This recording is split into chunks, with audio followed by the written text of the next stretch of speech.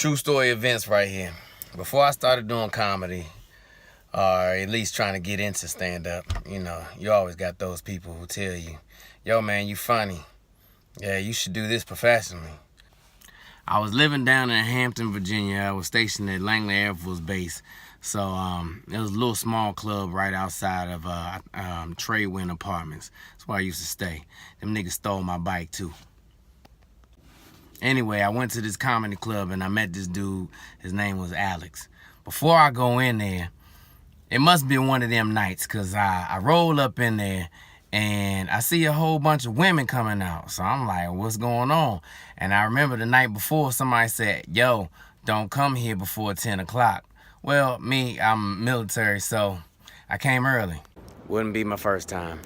What I found out before I even got there, I get out the car, one of the women look at me and she's like, oh my gosh. She was like, you're fine. She said, are you dancing tonight? So I was like, yeah, of course.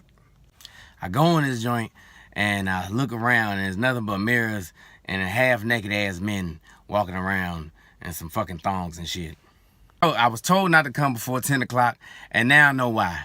Because these niggas is out here stripping and I wasn't ready. I mean, I'm talking about they were swinging.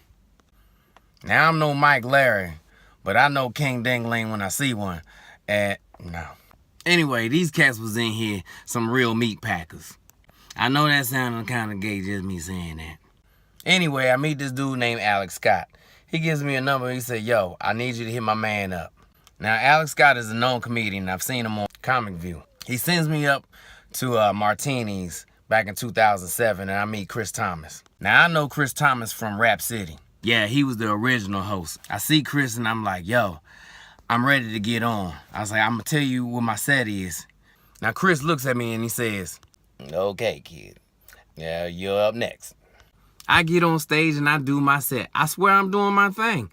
But I hear no laughter. Couple chuckles, but that was it. I got off the stage and my man Sonny ran up to me. He was a comic before me. By far, this man gave me the best advice that I can ever come up with. First off, he told me to change my stage name. I was going by the stage name of Excel. He said, like the spreadsheet? Now, if anybody was stationed with me in Korea, they know that was my poetry name. I felt humiliated. He tells me to use my real name. Then he asks what it is. I said Selwyn. He looks at me with a face of confusion. Sell who? Someone. I said my name is Selwyn. You sell it, then you win it. That's how my mother used to tell people. This guy busted out laughing instantly. Sonny then tells me, he said, hey man, you're funny, you just need to work on your timing. And I need to learn stage presence. And I need to know the crowd. Fast forward to 2019. I meet Tony Woods, and this guy right here is amazing. Man, I'll be damned. It seemed like maybe him and Dave Chappelle came in the same circle.